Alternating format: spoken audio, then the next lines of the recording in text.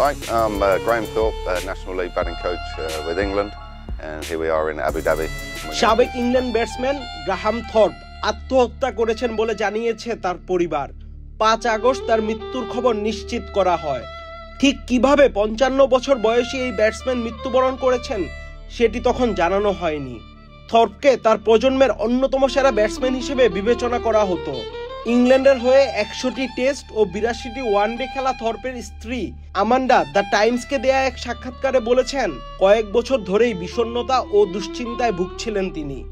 Amanda বলেন, একজন স্ত্রী এবং 2 জন কন্যা যারা তাকে ভালোবাসতো এবং যাদের সে ভালোবাসতো। আমরা থাকার পরও থর্পের পরিস্থিতি উন্নতি হয়নি। সাম্প্রতিক সময়ে সে এতটা অসুস্থ ছিল যে সে সত্যি বিশ্বাস করত সে না থাকলেই আমরা ভালো থাকবো। আসলে সে আত্মহত্যা করেছে।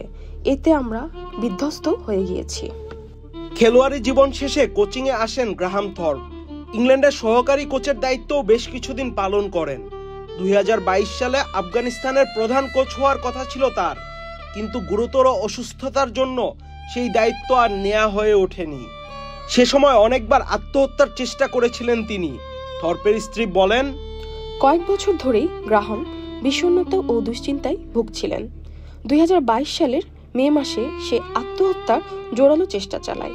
এরপর তাকে আইসিইউতে লম্বা সময় থাকতে হয়।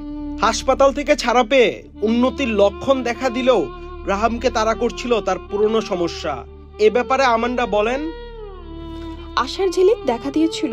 পুরনো গ্রাহামকে একটু দেখা যাচ্ছিল, কিন্তু এরপরও সে বিষণ্ণতা ও দুশ্চিন্তায় ভুগছিলেন। মাঝে মধ্যে সেটা খুবই ভয়ানক রূপ নিত। পরিবার হিসেবে আমরা তাকে সহায়তা করেছি। সে অনেক রকমের চিকিৎসা করেছি। দুর্ভাগ্যজনকভাবে কিছুই কাজে দেয়নি। বৃষ্টির দিনে আনন্দটা একটু বেশিই জমুক, আর আনন্দ আয়োজন মানেই চাষি সুগন্ধি চিনি গুঁড়া চাল।